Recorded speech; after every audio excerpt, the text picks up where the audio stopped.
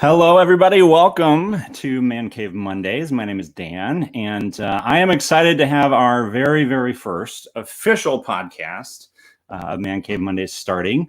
And let me introduce you to all the guys we have on our panel. First and foremost, Bobby. How are you doing, sir? I'm good. I'm moving forward. Yourself? I'm doing great. See if we can get some other guys in here. We got Christian. Hello, gentlemen. Hi, gentlemen. And then we got Joe. Hey, guys. And then last but not least, fashionably late, is Alberto. Hey, Alberto. How you doing? Hello. Hello. Why don't we, real quick, before we dive into tonight's conversation, why don't we maybe go around and explain a little bit about who we are, what our likes, dislikes are. We're talking a lot about DC tonight. If you're a DC person, if you're more a Marvel person, are you a dad? Are you not a dad? Are you married, not married? Kind of it's a Man Cave Mondays, so give everybody an idea of what kind of a man you are, I guess. That's a deep way of saying that. Bobby, you want to go first? Yeah, sure. So my name's Bobby. I am a dad for the last 19 months. My buddy Dan over here, he married me to the love of my life, Emily, back in 2016. And I have been a lifelong nerd since 1993 when I picked up my first comic, which was The Death of Superman. And I haven't stopped being a nerd since. I don't collect comics as much these days, but I love watching the TV shows, reading the comics, the lores, and picking up the occasional graphic novel. Very cool. All righty, Christian, your turn. All right, my name is Christian. I no kids, but I am married. Been married to my wife Lexi for a little over 2 years. Got married in 2018. I have been a nerd as long as I can remember. I remember one of the first big nerd moments was when I went to see the Phantom Menace in theaters. Oh, and I remember that was one of the big first things I actually got to go see in theaters when I was growing up. And so that was kind of a big kickstart for my love of Star Wars and Marvel, DC, pretty much anything. Big OG lineup Justice League fan. Green Lantern is my favorite Justice League member personally. Which Green Lantern? I'm a classic. I'm a classic. I'm a Hal Jordan. You're a Hal Jordan. Hal Jordan. I'm a Hal Jordan. You're a Hal Jordan. Okay. I'm a Hal Jordan. Yeah. All right. Cool. All right, Joe. Okay. I'm Joe. I am a small business owner / entrepreneur. I became a nerd when I started watching. I'm gonna go way back. A TV show called Dino Riders. Did you ever watch that? Which one? Dino Riders. Dino Riders. No way. You guys remember the show? Dino Riders. Wow. I have not heard that name in a long time. You are a nerd. Wow. I thought this is my jam. There you go. I'm a father of 4 girls. Here's the silver. And I've been married to my beautiful wife for 2.5 years. We got married January 2018. And so, yeah, I'm not a DC fan. I'm more of a Marvel fan. So I won't bet against you too much. Nobody's perfect. All right. And you're a gamer too, right? Yep. Through and through. I've been gaming since Atari. Nice. Awesome. Well, we will be talking a lot about gaming stuff throughout the course of this channel too. So awesome. Alberto. Hi again. My name is Alberto. I became a little bit of a geek. My 5th birthday when I got my very first console. It was a Best Buy bundle. It was an N64 bundle, Pokemon Stadium, and it came with the purple see-through controller. And that's it. It was just game over from there. My sister and I played those mini games. I don't know how many times. I honestly lost count. And from there, it just started to snowball into the movies, into the comic book universe, into even just anime and TV shows. So definitely been loving every single aspect of it. During this whole quarantine thing, I've been a little bit bummed. Haven't been able to go to the usual conventions, pick up all the little memorabilia stuff Oh yeah, dude. that I'm normally able to pick up during the summers. But Definitely. definitely still thankful for my health though, and thankful just to be able to receive like a bunch of gaming news that's more modern nowadays, like Ubisoft's Forward thing from earlier today. Just like our previous Man Cave member, not the biggest DC fan, actually not even too much of a Marvel fan. I love indie comics. Image and Dark Horse, I absolutely do love those singular storylines. Recently just finished reading. I'm really excited. So to jump right off, diving in, there's something here's the deal. This COVID thing has been driving me crazy because I feel like there's not much opportunity for me to talk specifically with all of you guys about some crazy stuff that's been going on. You know how much of a fanboy I am. Maybe our listeners not as much, but I'm a bit of a fanboy. There's, let's just say, a particular franchise out there that I have been following for a long time. And there's something that was recently accomplished that everybody was saying could not happen. There's no way it could be done. Absolutely, without a doubt, all the haters, all the naysayers, everybody saying, Dan, you need to just stop already. Just quit while you're ahead. Just accept it for what it is. It's never going to happen. But I'm happy to say, without a doubt, it absolutely 100% has happened. And we're going to talk about it right now. And that is, I made the #1 spot on my Star Wars arcade cabinet. Finally hit the #1 place. Obi-Wan can suck my, you know what? Your lightsaber. Finally happened. Yeah, suck my lightsaber. Just There how many cheat codes did you need to use? Months and months and months of constantly seeing this right here, this little OBI. Yeah, that's Obi-Wan. Yeah, now he's Obi-2. No. So, but no. And by the way, Zack Snyder is getting to have his Justice League. I mean, that's officially released as well. Secondary, the leaderboard. Yeah, that's the big talking point. The leaderboard for me, a very big personal accomplishment. No, Zack Snyder's Justice League. So this is officially happening. It's kind of old news, I guess you could say, to some degree, for a lot of the people out there who have probably heard me on my Facebook page nonstop championing this thing from the beginning. But I'm curious. Just a little bit, Dan. Just a little bit. Just a little bit. I'm curious what your guys' thoughts are. Were you big fans of the original movie? What were your thoughts when it originally came out? Have you all seen the original theatrical Justice League movie? I'm curious. So I saw it. I took my wife to see it. We tried to buy a car that day. We walked out of the car dealership, so my wife was already in a bad mood. Then we went to go see Justice League at AMC Naperville. We bought the nice tickets. We pre-bought our tickets with the nice stereo, and then it gets all the way to the point where the Justice League is fighting Superman. The screen goes black. What? The stereo goes black. And then all of a sudden, someone comes out in the middle and says, sorry, we have to restart the movie. Oh, man. And then it starts in the middle of the movie, and then you don't even have the high-quality speaker system that's shaking you in your seats, and you have to start all the way pretty much at the begining. Oh, my God. That stinks. So your experience originally watching it, Bobby, wasn't very good. No. So that didn't help things at all. Did you end up walking out of this? Did you enjoy the first theatrical version or not really? I enjoyed it as a summer movie.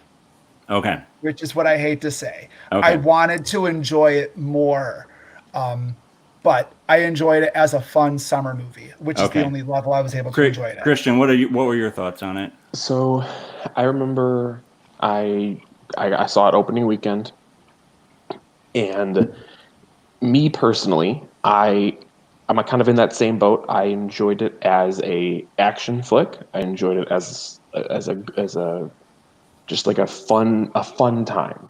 I personally feel like it was very clear and very obvious that it was not following the same, like, almost laws that had been set up in Man of Steel and Batman vs Superman. It almost felt like it was just a standalone movie.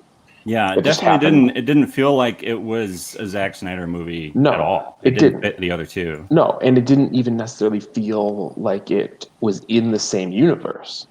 Yeah, It felt like it was just using the same actors, but it was in its own world. yeah. And so I've watched it a couple of other times since it's come out, and I will say that the more I watch it, there are pieces of it that I hate more, and there are pieces of it that I enjoy more every time I watch it. Alrighty. Like, every time I watch it, I hate the entire subplot with the family in the farmhouse more. Every time I watch it. Yeah, that was. I'm pretty sure that was all Joss Whedon's. Oh, 100%. Stuff. Well, Yeah. somebody tweeted at Zack Snyder and asked him about it, and he had no idea what they were even talking about. Right. Yeah. It's funny. There's like the whole scene of that sequence where the Flash is like, I've never really rescued anybody. I just sort of push people and run away. Yeah. Uh-huh. And someone asked him about that, and he was like, "What the F are you talking about?" Yeah. Like, it blows my mind. Like, so for 3 years, yeah, there's been little trickles of more and more information about how little of his movie we actually got to see in theaters, which has been interesting. So, Joe, did you see in the theaters? Did you see Justice League or no? No, I waited. You waited. Okay, we waited until it came to home, and that was a wise choice. I know you went and saw it like 3 times, right? I did see it twice. I saw it twice in theaters. I'm glad I didn't spend money on it to go watch it in theaters. If I was to rate it 1 through 10, I would have given it a 4.5. Wow. All right. Was what specifically? I'm just curious. What specifically was it about that experience that you weren't really thrilled with? Very similar to what Christian said. It didn't follow the laws that were set up before it. Yeah. It felt like a standalone movie, and also by the time I watched that, I knew that Ben Affleck wasn't coming back. He was done as Batman. Oh, yeah. And to me, I felt like he was just done. He was like, I don't want to see anymore. So, yeah. Alberto, what about you, man? I just recently watched it actually for the first time, maybe only a couple months ago. Wait a minute. Yeah. Just like months. It's been out for like 3 years, and you just recently saw it. Yeah, because I was waiting out for the Snyder Cut. Honestly, I was just waiting up for it. I've read absolutely nothing positive about it, but one weekend, Batman vs Superman was playing on TV. My dad is a huge Batman fan, so we ended up watching the movie. And at the very end, when it shows kind of like is Superman going to return or not, my dad just immediately turns to me and he goes, "What happens next?" And I tell him, "Well, there is a sequel. Technically, we can watch it if you want." And I ended up borrowing the movie from you, and we ended up watching it together like as a whole family. And like everyone else, the consensus has been it's a good popcorn flick. If you just wanted to see just some things blow up and not think too much about it, that's totally fine. Yeah. It was a good summer weekend flick just to put on after we ate dinner. But as far as the continuity with the rest of the story that's been established, just the way that the tone has been, just overall, it was kind of a confusing mess. It never stood its own ground. It didn't know what it wanted to be. It didn't know what direction it really wanted to go. And I just enjoyed it. And I enjoyed it for what it was, but I am excited and interested to see what the Snyder Cut will fix and what it will do instead. I mean, now that Zack Snyder has months and months and months to be able to possibly fix even some of his own faults, which is possible. Yeah, because he can take the criticism from Justice League.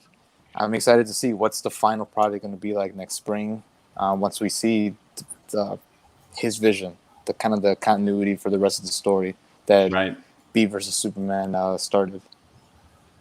Yeah. So, okay. So obviously a lot of this is setting up from Man of Steel and Batman versus Superman. Without going into whole details here, Man of Steel on a scale of like, let's say 1 through 5, just hold up some fingers. What rating would you give Man of Steel now? Yeah, Man of Steel.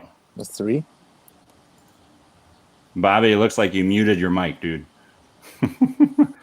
So Man of Steel. Christian's got a 4. Yeah, I would say maybe 3.5, bordering on 4. Okay. I would I'll probably say- give it a 4 or 5, somewhere in there for me. 3.5 because it closely followed the Birthright comic, but not okay. as much as I wanted it to. Okay. Alberto, what would you give Man of Steel? 3? Okay. Yeah. And Joe? I would give it 5 if they would have chosen a different actress for Lois Lane. Oh, Wow. okay. All right. So, with the actress they chose, what would you give it? 4. A 4. Okay. All right. And then Batman v Superman, I will preface this, the ultimate cut. Have you all seen that version of the movie? Yes. Okay. I actually have not yet. Bobby. Yeah. I know. What? Yeah. We were supposed to watch it together, but Yeah, we were. Yeah. you know, I had a kid and COVID. You know, happened, that sort of so- stuff happens. So yeah. So we'll have to put that on your list. But Batman v Superman, where would you rank that one? I'm just curious. I'm going to give that one. Alberto's still at a 3. All right. Yeah. I'm going to give that one a 2.5. All right. You Yeah. need to watch the ultimate cut, dude. You really Me do. personally, Yes, Kristen. base theatrical version 4, ultimate cut 5. Personally, All right. Joe, what would you say? Theatrical would be a 3. Okay. Cut would be a 4, 4.5. Okay. I mean, it I would- would be right there with you, Joe. I'd say the theatrical cut probably about a 3. So here's the interesting thing about Zack Snyder's Justice League coming out. This movie, and here's the poster again for everybody to see. Obviously coming to HBO Max next year. I love, and well, let me cut to my shirt here. So this is the official shirt that Zack Snyder put out as part of a fundraising campaign that he did for suicide prevent. I think it was officially, well, he signed off on the logo at least. This was probably almost a year ago that these were available. As soon as this officially came out and he officially phrased it as Zack Snyder's Justice League, I knew for sure something was happening. Because he wasn't calling it the Snyder Cut.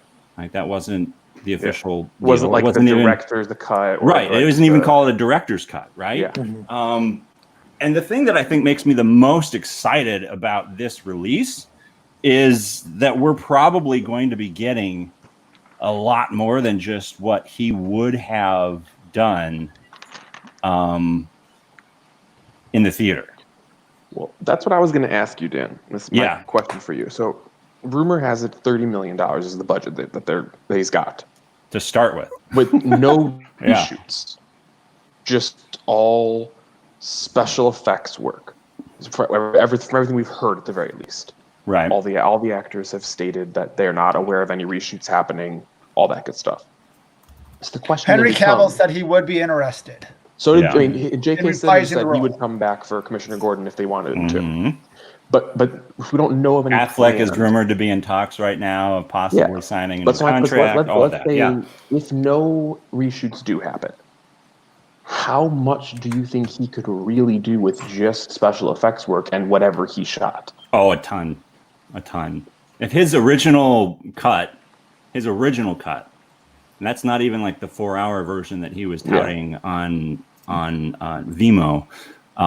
His original cut was like 6 hours long. It was Really? tons of footage. Okay.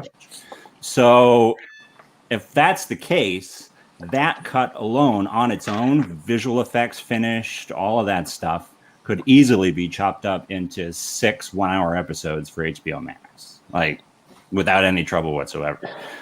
But we're getting a lot more than that. And here's the thing that I get really excited about is this is not a director's cut. They're not calling it a director's cut because it's Zack Snyder's Justice League. And I honestly think this is setting up an entire Snyderverse within a massive DC multiverse that they're going to have exist on HBO Max. Like, this is going to be their answer to The Mandalorian is what my assumption is. That's how I'm viewing it anyway. But what do you guys think, though? I mean, do you think there's any chance that this could not be a success? Well, what I heard was the actors agreed to come back, but just do voiceovers. And that's why I researched on. And they're doing 6 seasons because that will maximize HBO's profit return. Yeah. With their streaming service. It makes you get 2 months worth of lease HBO Max for 2 months. Yeah. Gets you out of that free 30-day trial. Yep. Yeah, right? Yeah, for sure. Bobby, what are your thoughts, dude? What do you think? I mean, do you think this is like, is this going to just be a total flop or what?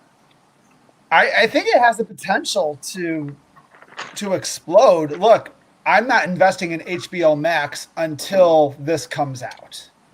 I couldn't care less because I couldn't decide whether I wanted to subscribe to what was the DC Universe one? Yeah. There's a DC. Yeah. Yeah. So then it's like, that is really confusing. I will put that out there. The fact that that's DC Universe subscription, and then now that there's HBO Max, it's like... Well, DC Universe is going to be shutting down soon, pretty much. I think so. My understanding is hopefully all of that's going to merge into HBO Max. It'll all be one thing. Or the CW will take some of it too, probably, because they've already got so much of that. Well, they got Stargirl moving over to the CW. Which I think that's the nail in the coffin for DC Universe. Yeah. That was the only, So but I would give me one streaming service. I need to go to my DC stuff. So yeah, I would agree with that. I'd agree with that. So, I mean, look, I think it's potential. I can see why, for a theatrical cut, you can't have the normal theater go like us. I think I can sit through without going to the bathroom a 4 or 5 hour cut of Lord of the Rings. But the normal, like, I bring my wife to this movie, 2 hours, and she's done. Yeah. What was Avengers? I mean, just to kind of show, like, Avengers Endgame. 240, I think. Yeah, it was almost 3 hours. Yeah, that's kind of like your max, and you have 6 hours worth of material. You couldn't get Snyder's original vision the way he wanted it to, the way it was originally released, and make sense. Right. So this is at least going to appease the fans. It's the fans that wanted something better than what they got. At the very least. So here's my question then. What exists for the future then of the DC universe? Is this going to be canon? Officially? Is it not canon? So. Like, what is the theatrical version that everybody hates the official canon? Like, what are your guys' thoughts as far as the future of the DC official line of everything that he started? What do you think?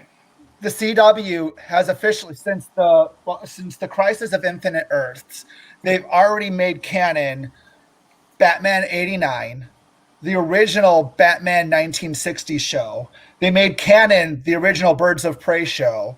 And on top of that, you had Grant Gustison's Flash meet up with the Justice League Flash. So everything is now canon within its own multiverse.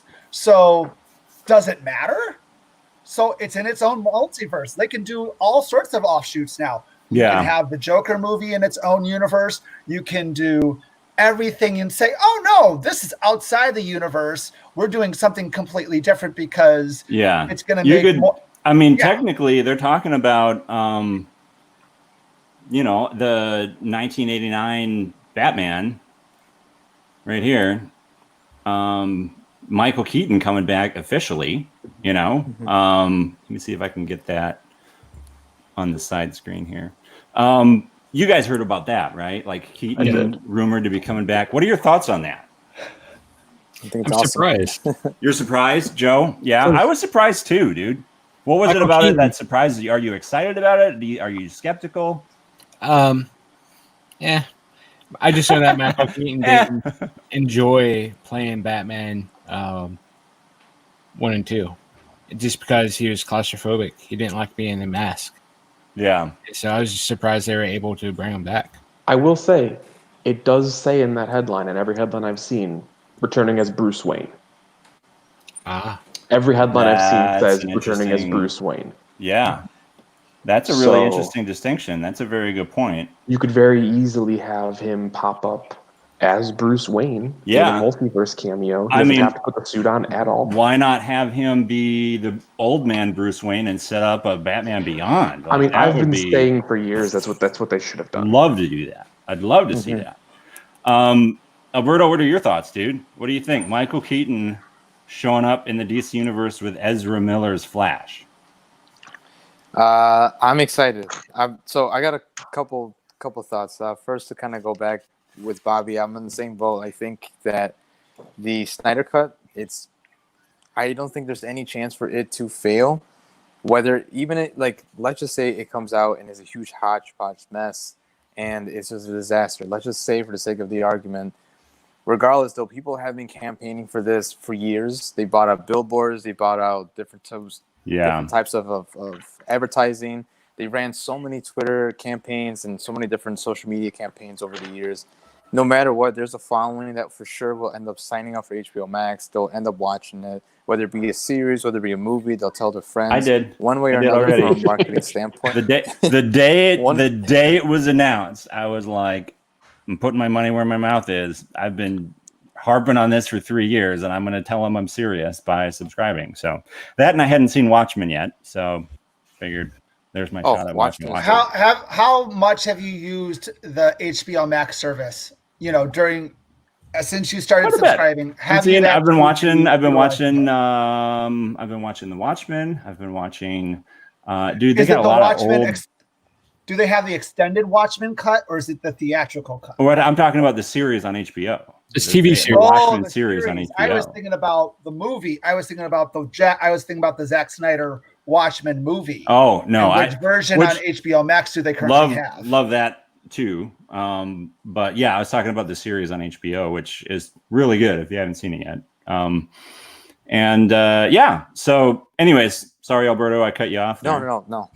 But I'm in the same boat with you, Dan, because like as soon as they announced it, I reached out to a buddy of mine. He had HBO Max. Me and him are going halves. He's on a subscription now, and ever since I got it, that's it. Now I've just been watching Watchmen, rewatching Teen Titans. I just remember watching it when I was younger.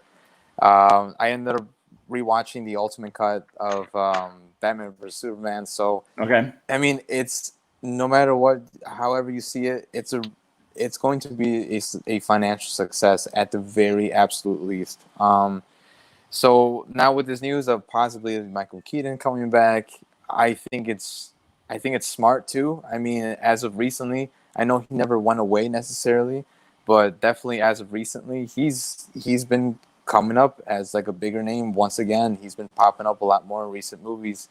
With Birdman and Spider-Man. So why on earth would you not want to have Michael Keaton come back now that he's at the age and now that his star power is once again peaking again? Why would you not have him come back as Batman? Again, it's a really smart marketing thing. Here's the thing. I was really excited at first when I heard the news because I loved Michael Keaton's Batman. I thought he did such a great job. But the more I thought about it, the more nervous I got. And here's the reason why. For me, the reason why is because Michael Keaton's Batman is Tim Burton's Batman. Mm-hmm. You know what I mean? Like, yeah. Batman 1989 and then Batman Returns, like those, yes, they're Batman movies. Yes, they're DC movies. But if we're being really honest, stylistically, all of that stuff, like these are Tim Burton movies. Yeah. 100%. And if we're saying they are their own, multiverse, their own universe, after seeing Ezra Miller show up real briefly in Batman v Superman, and then showing what he's in like, the Flash, you mean? He showed up real quick in Batman v Superman, and then You're right. in Justice League, and then the same character showed up in the Flash crossover event.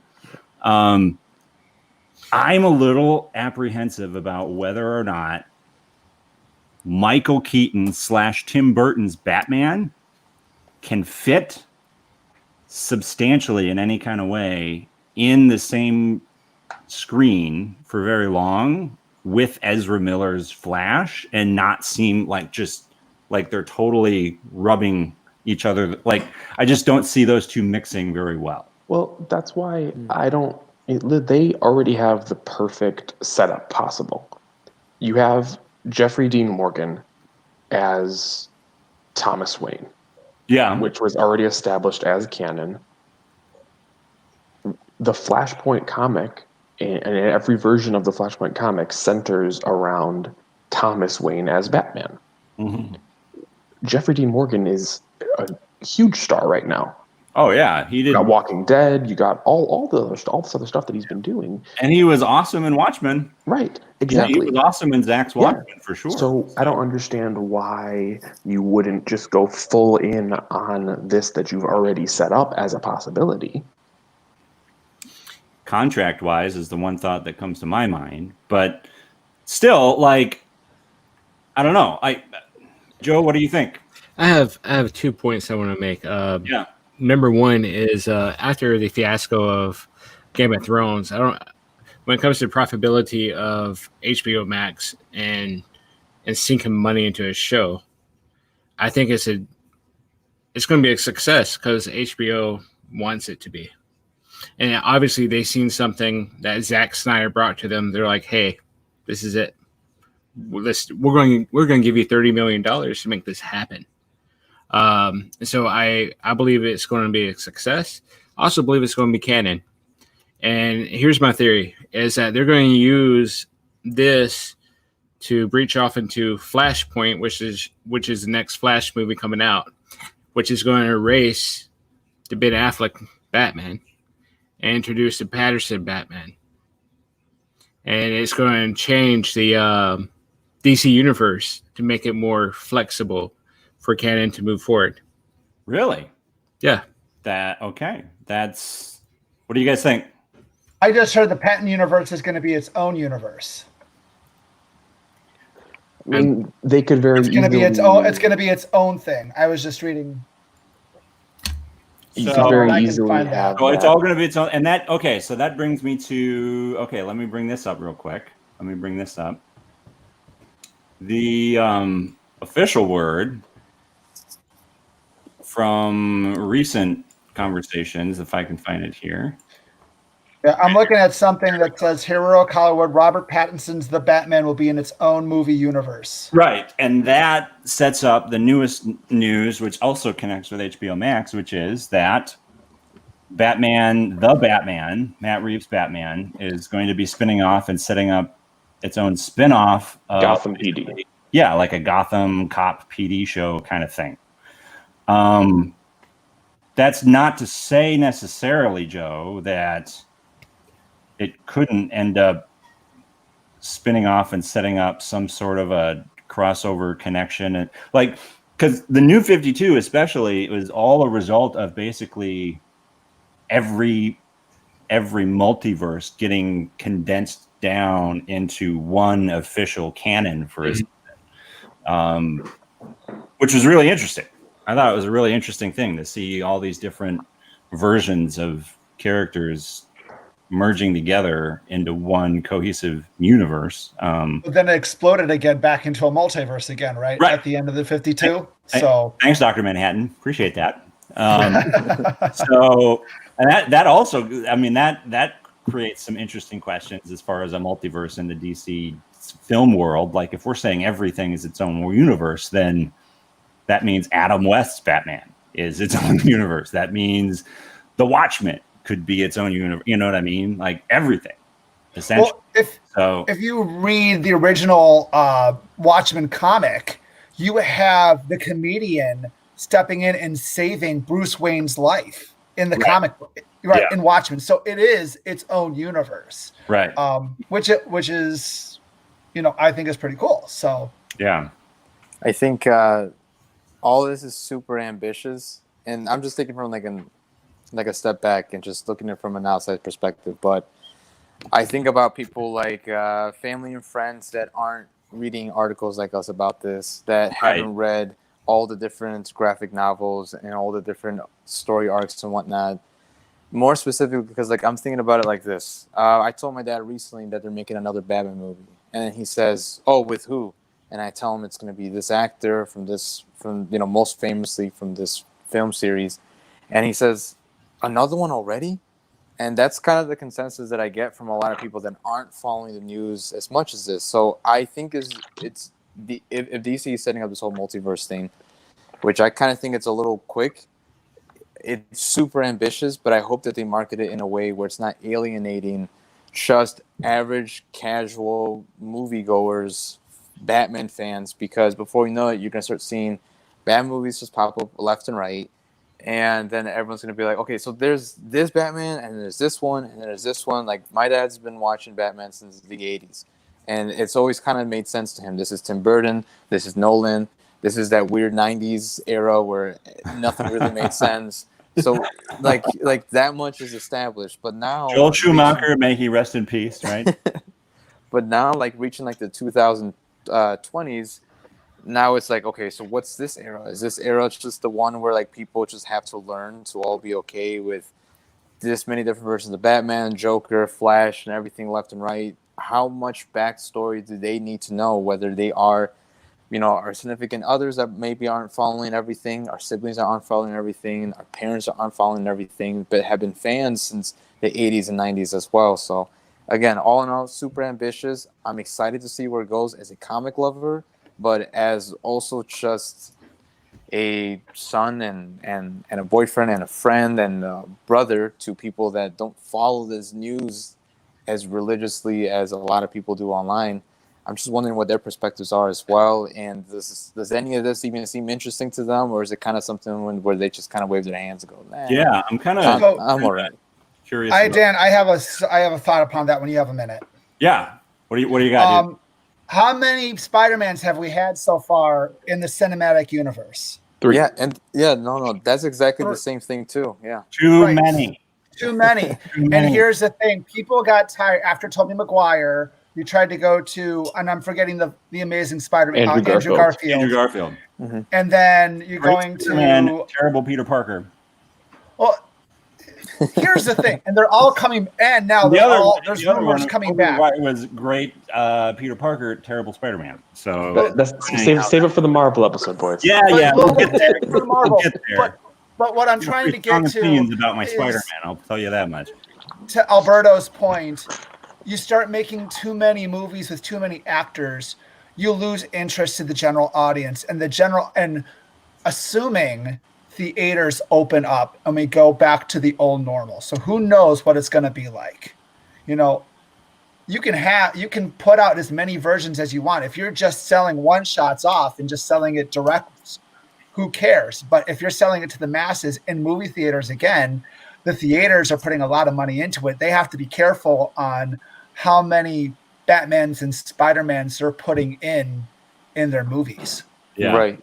No, what do you think, dude? I mean, that was going to be my next point. Literally, like Alberto basically took the words out of my mouth.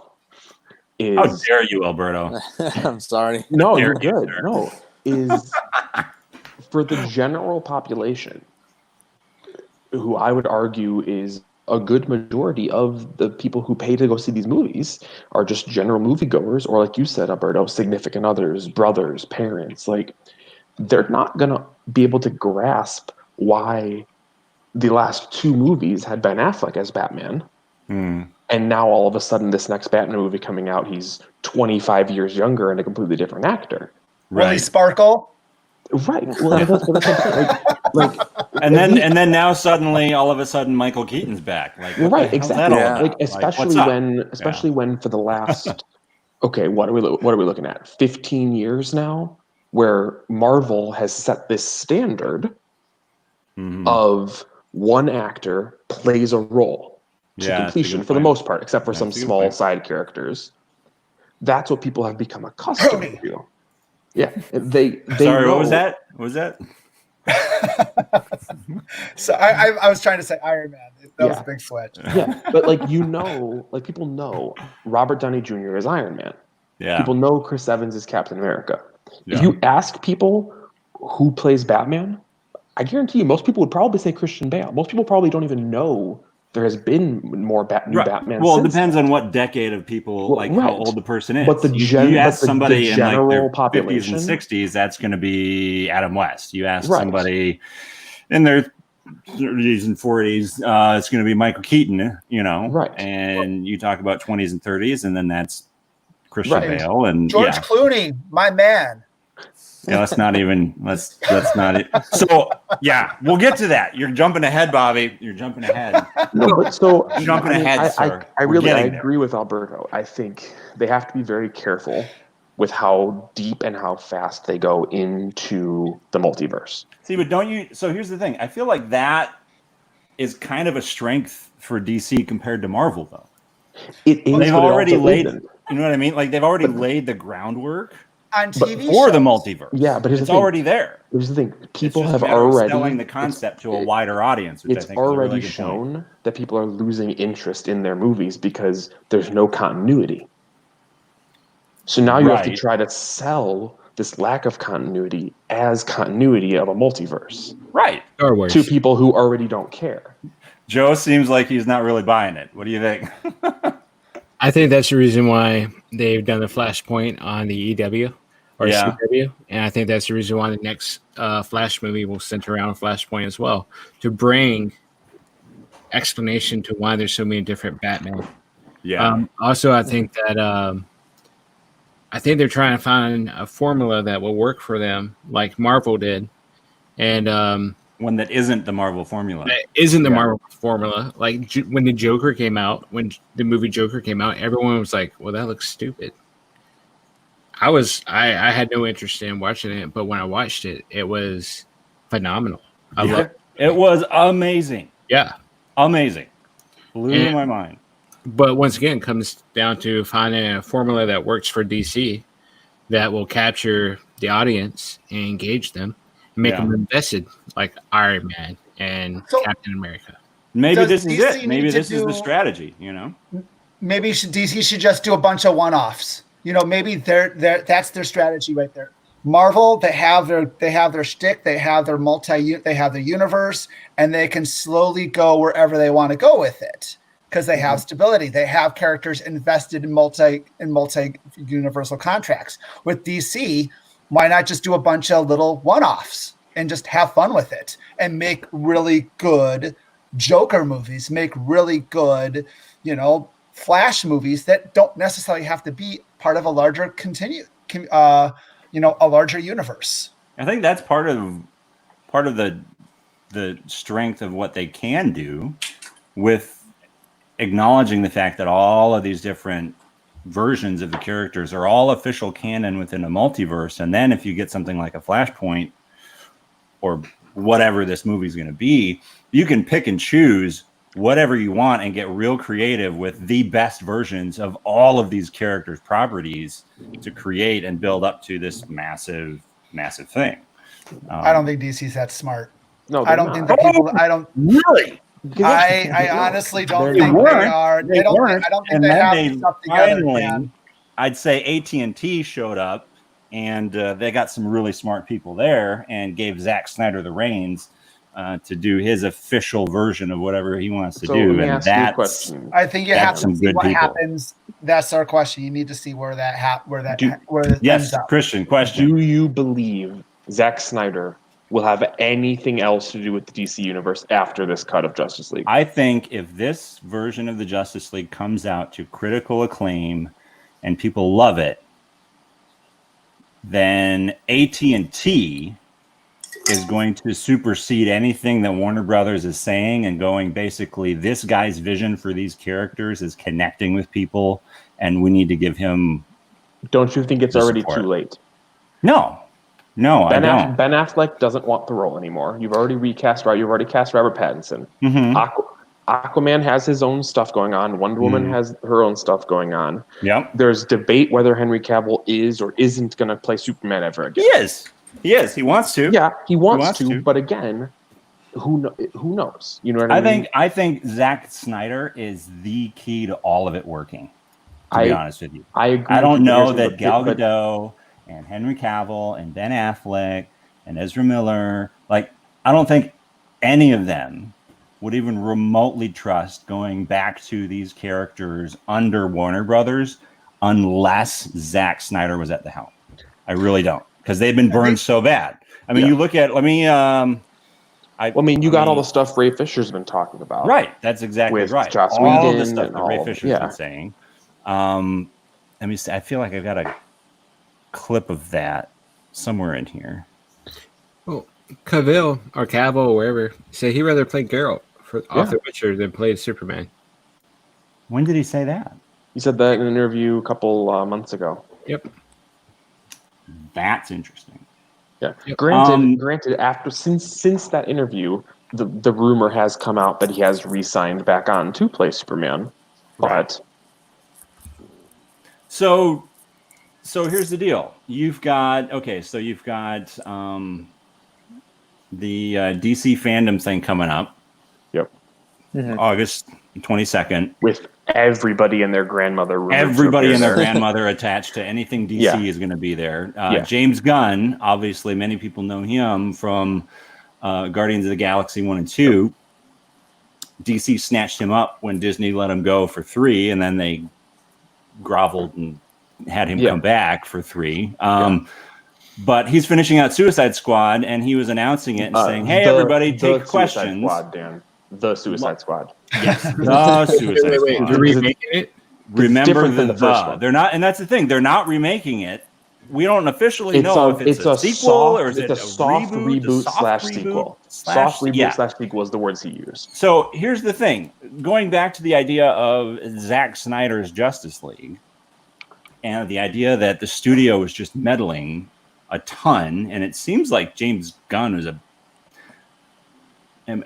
okay. Well, let me just show you this. He threw that out on his Twitter, and this is what a fan asked. They go, "So will there also be a hashtag James Gunn cut?" And his response was very simply, every James Gunn cut ever to be released in theaters is the James Gunn cut. Every one of my movies is, and the Suicide Squad will be no different. That is radically different from David Ayers. And keeping in mind, this is something that obviously has been the result of a huge shift at Warner Brothers for over the last 3 years. But David Ayers is saying, "Hey, my version officially of Suicide Squad was never released, and the studio messed with it a ton, and what got put in theaters was not my original vision, not unlike Zack Snyder's Justice League," right? With the Me Too movement. So in the original cut of David Ayers' Suicide Squad, there was the heart of the movie was Harley Quinn's abusive relationship with the Joker. Right. And that was... Which would have set up the Birds of Prey real nicely too, because that was really... And again, I think that's Harley Quinn right there, is about the abusive relationship and how he's constantly abusing that relationship. And that was purposely cut out. And that was cut out because I forgot whatever the reason why. It was too close to home. It wasn't... they were worried that it would affect the marketability. Right. And now with the Me Too movement, is that even a possibility for that movie to come out? Or because it's about this woman who is going through these hardships, will it, no, this is, the end result will be the Birds of Prey movie where she knows she's in a bad relationship, she gets out of it, and this is where she goes. I think there's some possibility of the redemptive component to that, where if people have seen Birds of Prey, they already know kind of how that ends. So there might be a little bit of, I don't know, knowing the ending of that a little bit. But Birds Joe, of what do Prey you is a think? separate story. It's connected. Sucked, big time sucked. I don't see anyone wanting a extended cut of that movie. Do you know? Have you heard very much about what was different from the Ayers cut as opposed to what we got in theaters? Other than a bunch of Joker scenes were cut. That's the only thing I know. There's a lot more to it than that. See if I can find it here. I think there was So the Joker scenes were cut. There was Joker scenes, yes. a sub romance between Will Smith's Deadshot and Harley Quinn. You've got a number of the Enchantress was barely supposed to even be much of it. Joker was supposed to be Right. that central villain. Enchantress is supposed to be kind of like an underlying villain. All of the sub-character. people that were getting turned into monsters and all of that sort of stuff.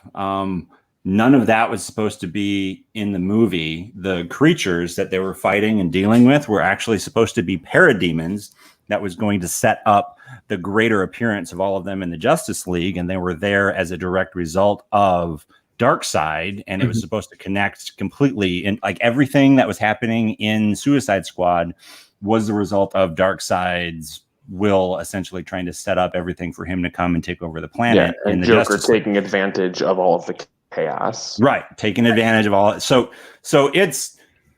it's kind of like the Zack Snyder deal, where the studio comes in and says, hey, we want to make this more like Guardians of the Galaxy, so we're going to throw that whole playbook that Zack Snyder set up completely out the window and make a movie that's got more jokes and it's got a catchy soundtrack, and we're going to get the rights to all of these songs and all this stuff, and we're just going to make a different movie that's going to try and stand on its own a little more. And they couldn't pull it off. Regardless, So, all the lists that you guys just listed is not interesting. I don't think anyone knew anything. you don't think it's interesting that having Darkseid be the real villain behind all of it revealed at the end, and having parademons throughout the whole movie?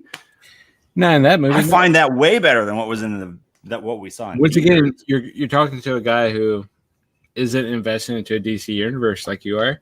I'm coming as like an average Joe who knows nothing about it. Which is a fair point. That's exactly what we were talking about earlier. That's a very good Yes. point. Very Yes. good point. The movie was awful. I have no interest in seeing it to be expounded upon, especially since it's minor characters. The Joker was the worst Joker ever to appear on film. I think because he was cut so bad. That's you could why say he was it's because all of his stuff was cut out, and then other people would say, well, all of his stuff was cut out because it sucked so bad. So That's another thing. we'll never know. We'll never know unless the movie comes out, right? Jared Leto suck. It just Yeah. sucks.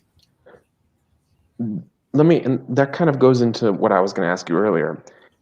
Is for the Zack Snyder's Justice League, is there a world in which you think it's possible that this comes out and is bad? Who are you asking? Anybody. Me? Anybody. You specifically, but anybody. Because I have my opinion, but I'll wait. Because I'll let anybody else go here's first. the thing. I think the movie could come out and it could suck, but the people who have been the majority of the people who have been campaigning for it for 3 our years, mind's already made up. yeah, the It's mind's gonna be already amazing. made up. It could There's some literally- cognitive dissonance that is Yeah. clearly at work there. I know that. It could literally Totally. come out and be the worst, like you said earlier, just the most just jumbled mess. And the people who still would be wanted better it, than the theatrical version. You're But right. I'm still pretty sure it'd be, as long as it's better than the theatrical Justice League. Really, that's what we're shooting for. So, would you prefer it to come out as one movie or 6 episodes? Because that's what I would. seems I to would be the rather debate have right it now. come out as 6 episodes, because the vision that Zack has announced as his plans for the entire thing that never even officially got the script written. Yeah. We could get something much closer to that if he has a lot more time to tell the story. But I'm saying I they would give, like they give to them the see- same time. They give them the same time, 6 hours. But would you rather it be released in one movie? One chunk? 6-hour-long movie? No, thank you. I do not want to do that. But here's the No. thing. That's like So you're- marathoning Lord of the Rings. Right. But I mean, so you'd rather see a movie split up into random chunks? But it's not. That's what I'm saying, though. That's what I was trying to say earlier, Christian. It's not a movie anymore. This is Zack Snyder's Justice League. But his much more original than vision just was always a going to movie. be a movie, though. It's That's the thing, much though. more than just a movie. But I don't think way bigger than that. But if it's his original vision, Yeah. he didn't originally intend for it to go to a streaming service and be a No, series. he wanted it to be Justice League Part 1, Justice League Part 2, and Justice League Part 3. I don't think we're getting 2-hour movies. I don't think we're getting that. I think we're I getting think his we're Part getting- 1 vision. Going I think back we're to the Marvel getting the formula. whole thing as one Justice League, but it's essentially going to be Part 1, Part 2, and Part 3. In that case, that means that Batman will be dead by the end of it, because that was his plan. Yep. Bobby, what were you saying? You're trying to say something. So I was going to say that. So the whole reason DC fast tracked they went from Superman, they went to Batman versus Superman and Justice League because they were trying to catch up with Marvel. Yep. Mhm. They wanted their expanded universe. They wanted to go. We're going to go to Justice League. We're going to introduce all these characters. They're going to have all of their own movies after Justice League, and we're going to have a great expanded universe. The problem with Justice League, the movie, we weren't invested in the characters in Justice League. When I saw Avengers 1, Avengers 2, Avengers Infinity War, there were so many movies. I was invested in the characters. I don't think you can watch you can't watch Avengers Infinity War or Endgame without being invested in the other movies and knowing how the characters came, what they went through, what they were doing together. They were just kind of thrown in together, hoping they were going to have a massive success. And that's what DC was trying to do. And for the most part, if Snyder had his original vision, they might have had some success where they could have, at the end of it, Batman was going to be this dark guy, and through this whole process of dying, coming back to life, going psycho, and becoming the beacon of hope we all know and love, which we wanted to be, it might have worked if they took the shot, but they didn't, and they weren't patient enough. So, I mean, I think it's going to be good for the fans. Whether it's going to be worth it going forward, it all depends on how much money and how many subscribers this is going to take in after all the buzz. Yeah. And I guess you look like that's going to be the you were big going to thing. say something. How much dude. money is what it did you going to want to say? And I'm just listening. Oh, you're just listening. You're just taking it in. All right, Christian. What do you think? Me? So, You're talking to me. Yes, you specifically, but Okay. I mean, other guys can chip in too. What do you think the bar has to be for it to be considered a success? Like, is it a subscriber number? Is it a critical, like, what, like, in your mind, what do you think, if you were an executive at Warner Brothers, what would you need to see in order for it to be considered? The bar I think it would have needed to pass is just for it to be released. And since it's being released, I think at this point, we've already talked about it. If Right. it's out, it's out. We're all here talking about it, as That's well as it. millions of other people around the world. Like that's yeah. it. But to touch back on what Bobby was saying though, I think that's and also like a mix of Christian's point recently. That's probably, just to be transparent, one of my worries that I know that everyone is saying that with the Snyder Cut, it's to finally finish up Zack Snyder's vision. In the hands of Zack Snyder, finally all these characters will get the respect and the love that they've always deserved and whatnot. What about those that never really fell in love with Zack Snyder's vision to really begin with? I know a lot of the hardcore fans absolutely adore him. I'm part of that Facebook group that Dan invited me to, the Snyder Cut one. And these guys in the group, Joe's laughing at us right now, Alberto. He's laughing at us. I'm in the group. Yes, I enjoy we are reading that everything. hardcore about this. I enjoy reading everything. I've never actively really posted anything, honestly. It's just been more kind of just like hearting and commenting, and that's about it. It's just kind of like a light, active member there. But regardless, though, there's a lot of love for not just Zack Snyder's cut, not for the characters. It's for Zack Snyder in particular. I'm personally, maybe I'm in the minority that I've never fully loved Zack Snyder's visions in his movies. I've liked them. 300 I liked, but I definitely love Frank Miller's adaptation or original a lot more. I liked Watchmen's adaptation, regardless of Ultimate Cut or original. But again, Alan Moore's version. It's just, to me, it doesn't. There's no competition between the two, and the list can go on and on. That like I've always liked his version. Totally different kinds of mediums. So that's yeah. Like So, okay. Well, then for like an original thing, Sucker Punch. I remember watching in theaters, and I absolutely really enjoyed it as a popcorn flick. Have you seen the extended Zack Snyder cut version of that? Seen it, and I like it again. But at the same time, it's just I'm just kind of thinking, to go into Bobby's point. I'm hoping that whatever the Snyder Cut ends up being, a movie, 3-part movie, a 6-episode series, whatever the case might be, I hope that it makes sense, and I hope that him, along specifically with the studio, not just so much him, but definitely the studio, I hope that they've learned from the past movies that you have to be patient when building these characters up. My girlfriend, I remember, she never watched a single Marvel movie at the beginning of our relationship. Fast forward to winter break leading up to Endgame, binge watched every single Marvel movie. By Infinity War, she is crying, absolutely crying at the end of the movie, and she's saying, what's happening to Groot? I love Groot. I love this character. I love so-and-so. And she's fallen in love with these characters. And it's because, there's a lot of movies to watch, but there's a huge payoff, because once Endgame came out, we didn't wait for a DVD, Blu-ray release. We were there opening night in the really big IMAX theater because we just had to see it. And I hope that with Snyder Cut, I hope it does start some sort of Snyderverse, but I hope they also just learn to be a little more patient and just learn to start caring for these characters individually, because the payoff at the end of the day is going to be great for fans like us, but it's also going to be great for like casual viewers like her and everyone else in our friends and family. That it has to make money for the for the producers or whatever to care. I mean, it has to be a financial success. It could be a critical success, great, but if it doesn't make money, they're not going to care. So that's where I think COVID-19 and the whole streaming wars thing really falls into play, and why this thing even is officially coming out in the first place. Like, had it not been for everybody being stuck at home and all theaters closing and everybody subscribing to Disney Plus and binging The Mandalorian, I think that was a wake-up call for DC, and particularly not just for Warner Brothers, but for AT&T in general, to know that, hey, we got this streaming thing coming out. What property do we have that can offer something substantial and new and has the potential to spin off a whole bunch of new content? And this was it.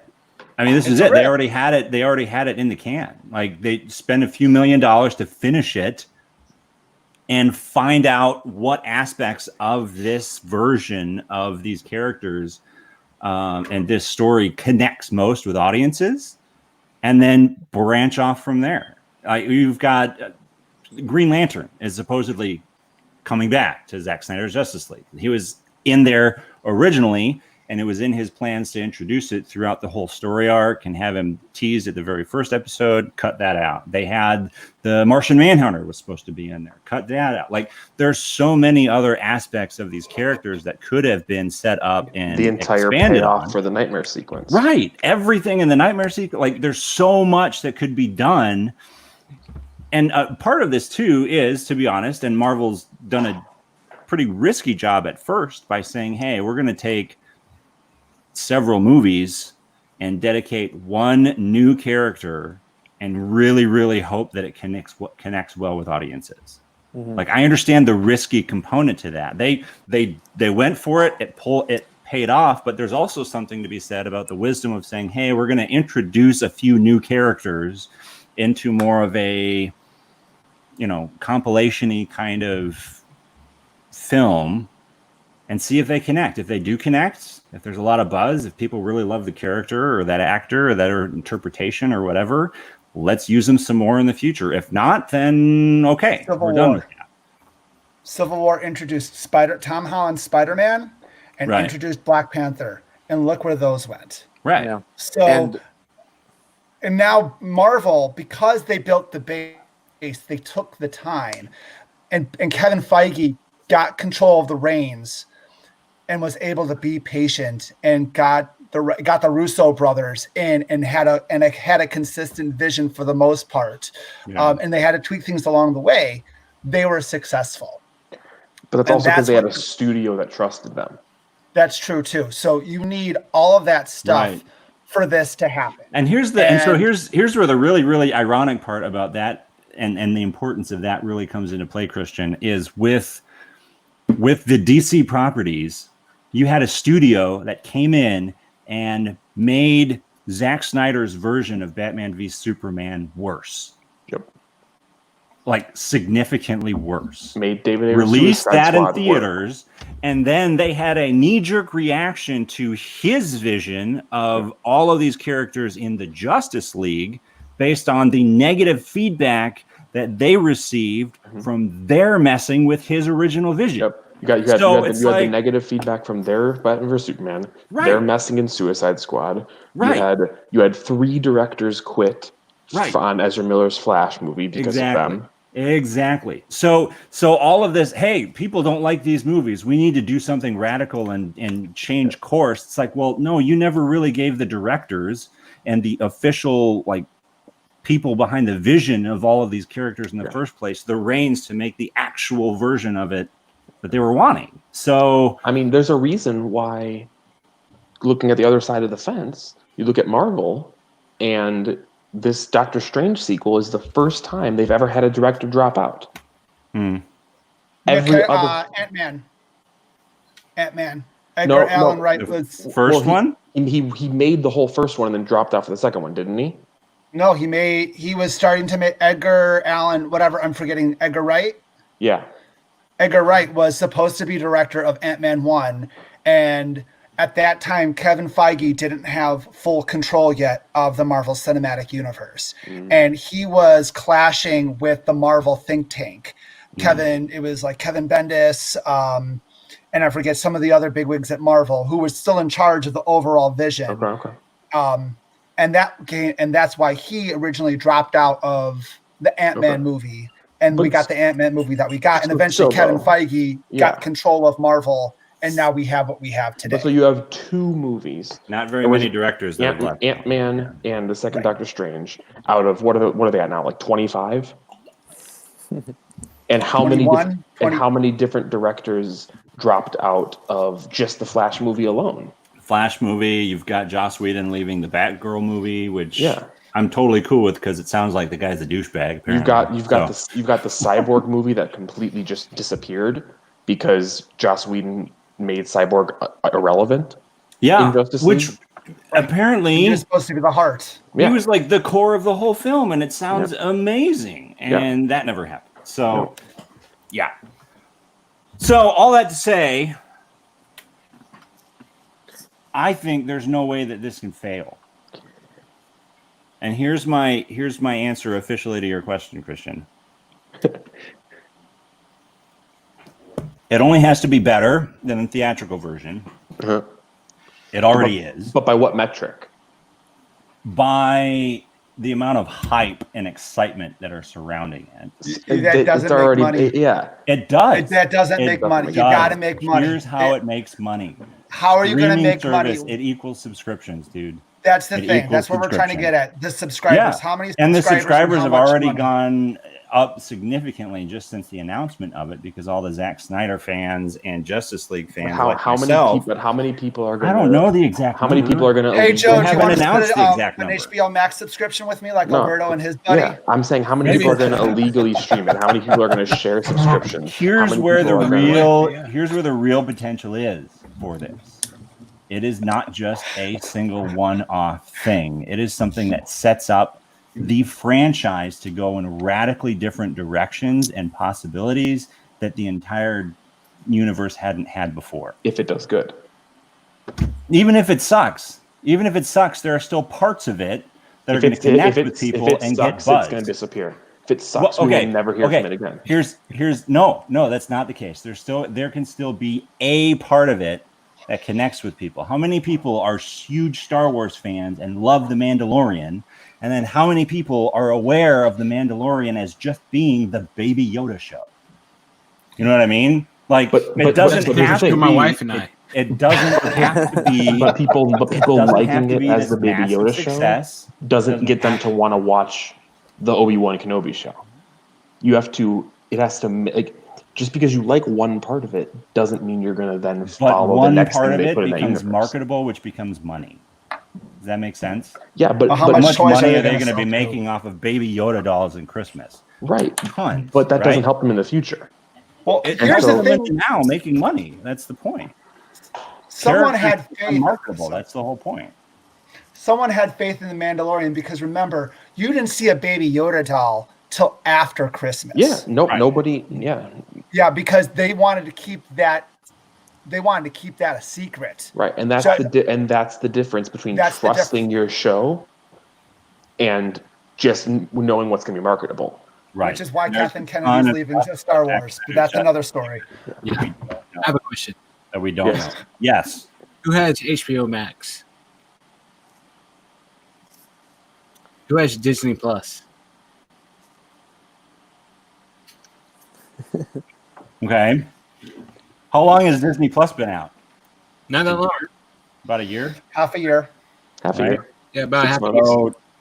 I got Disney Plus. Don't get me wrong. I understand what you're saying there, Joe. I understand completely what you're saying. How many of us have kids and got Disney Plus? Probably because of the kids. I got it from me, Dan. You got it. Okay. I got it from me. I have to watch. Ashton was just that was just the bystanding. We watch Disney Plus in my house every single day. How many minutes of that is for me? Like 0. I watched The Mandalorian. I'm done with Disney Plus.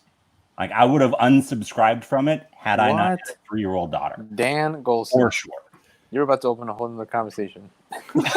Save it for the Marvel episode. Marvel episode, yes. Until they come up with more Marvel content, maybe then I'd be curious about it. But hey, they're finishing up the Winter Soldier. That's coming up, and that was why that was the big reason I signed up for Disney Plus. So all that to say this, what effect do we think that the whole campaign of cancel culture and everybody thinking, hey, this sucks, we need to redo it?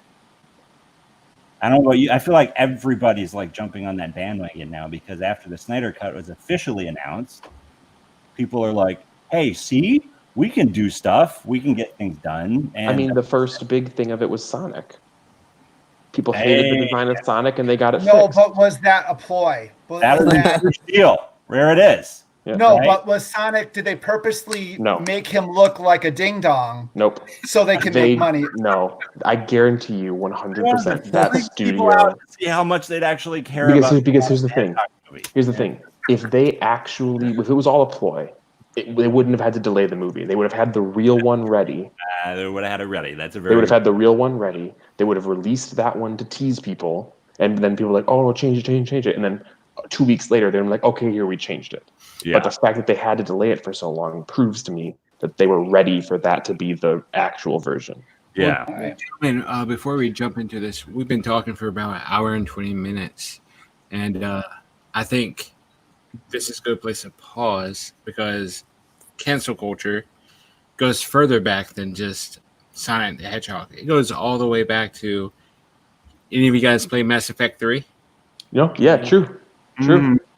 You're right. Do you remember what happened at the end of Mass Effect 3? Yeah, you're right. People lost their minds. Yeah. So then they had DLC come out and force changed it. We're gonna change it for everybody. Yeah. Yeah.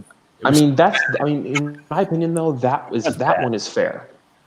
The Mass Effect one is a fair thing because you have years and years of games being built up that say your choice matters, and then for the end of this saga to be something where your choice didn't matter at all. Yeah, right. That's a fair thing to be upset about. Something that you've sunk all this time into and have been told that everything you were doing made a difference, and for it not to. But for these movies, just because you personally didn't like them doesn't mean the studio should go and sink another $200 million in to make a new version of it. So that that raises the idea of like, okay, so you've got just recently Joel Schumacher passed away, and then they started announcing, hey, there's an extended cut of Batman Forever with more Jim Carrey and a human-sized bat in there somewhere, right?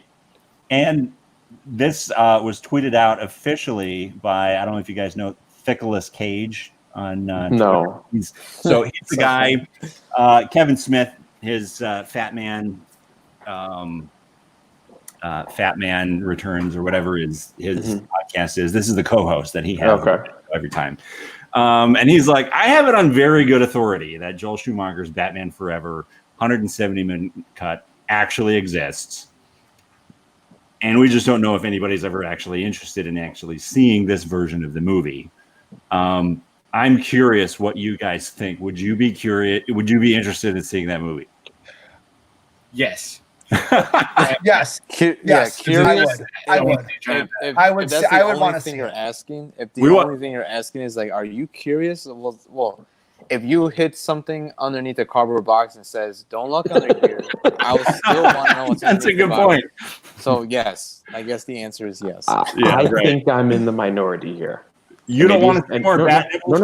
No. I want to see it. No, but that's not what I'm saying. I'm saying it might just be because when I was growing up too, I personally just really enjoy that movie as it is. I just personally do. It didn't exactly age well, but there is a. But you know what? For the time it came out, there's a 90s early 2000s charm to it. Yeah, for sure. For the time it came out and for the audience it was aimed at. Alberto, charm. Like, you think about that. That movie was not marketed for adult comic book fans. That movie was marketed for kids to sell toys, to sell action figures. I had glass cups that I got from Walmart. They were all like Batman, and then there was a Robin one, and I remember there was a board again. game I used to play. Yeah, and it had like this little box that would play sound clips from the movie, and it would like you could like click different buttons to like change what sound was playing depending on what you were doing on the board game. And I just remember it was like it blew my mind when I was a kid because it was like, oh, this is the movie, but it's a game I can play. And so like, for what it was and what it was trying to do, it did its job perfectly. Yeah. Think about all the action figures they got to sell because of the new suits and the car and all that stuff. So I would be incredibly interested to see an extended cut, whether it's more serious, even if they were like, this version is more ridiculous. Yeah. Still give it to me. I don't know how it could be, but bigger bat nipples. Yes. Bigger bat nipples. Bigger bat nipples. Bat nipples that when he gets punched, they become more prominent. The beginning of that movie, for real, he's like, Alfred's just like, can I persuade you to take a sandwich with you? And he's all, I'll get drive-through. You know, and you're like, this is the kind of movie we're watching right now. Yeah. You know? Joe, would you see more bat nipples? Oh, absolutely. I like bat nipples. Who doesn't? Who doesn't like bat nipples? Batman titty twister, right? So, shifting to a slightly more different kind of concept here, but in the same vein of alternate versions of movies that we never got to see.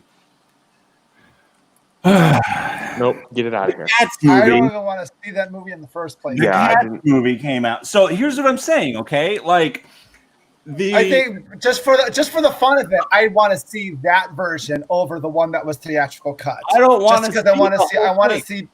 I don't want to see the whole thing. No way. I will see maybe 30 seconds of that just to see that it's a thing. Yeah, I didn't want to see the regular one. I didn't see the regular one. There's like some part deep back in the morbid curiosity of me that would just like to see one screenshot from that film. I would be curious to see just to see. You don't want to see Joe's like no. Just to see like how in depth they went. To be the guy who had to edit all the effects out. No, how about the guy who had to have that guy had to go to therapy for a week? I'm sure. Yeah, the guy who had to put it in is the one I feel sorry for. Yeah, because not only did he have to do it, but then it came out. Seriously, then someone had to take away the buttholes all the time. Right. You're dead. You right? Yeah. You don't need to see that on high def. No, exactly.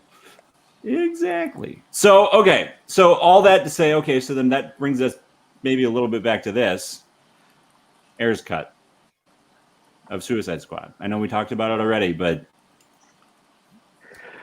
would you, in the world of, okay, the Zack Snyder Justice League is coming out, if that version of the movie fits better with all of this stuff that is coming out, would you be interested in seeing that movie?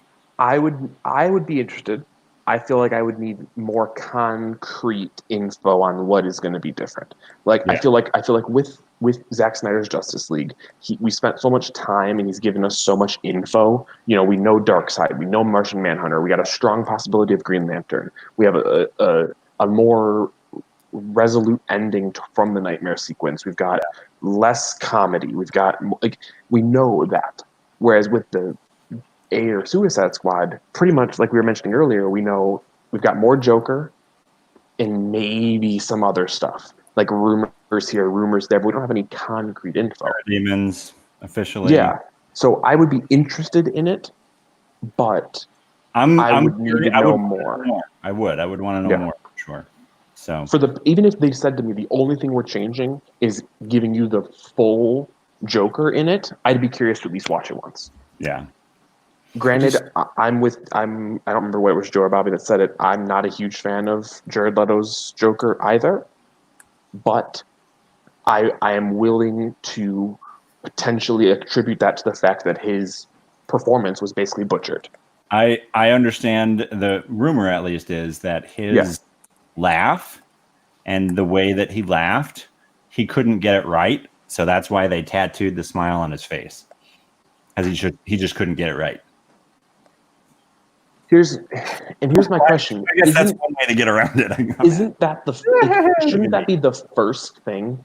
It kind of when you're casting a Joker. It walk in, first thing you do is laugh at everybody maniacally, and if you freak everyone out, you're in the running. Okay, I don't know. Have any of you guys watched the full Gotham TV series that just was recently over the last few years on Fox? I watched it. I watched all the major plot points. Which is it or is it not officially the Joker in that? I mean, there's still debate for that. There's the thing. Well, that's the thing. It's kind of like how they made the CW take the Suicide Squad out. They didn't ever give them the license to call him the Joker.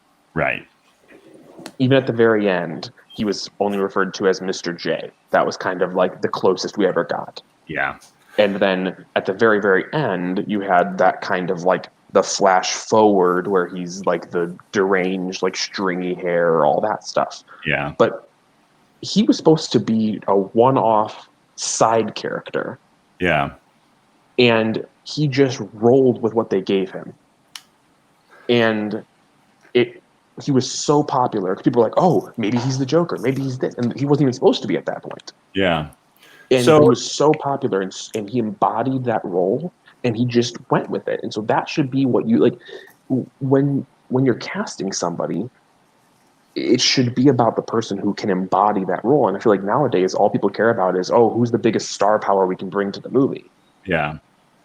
So what did you guys think then about Ezra Miller and The Flash as the Flash?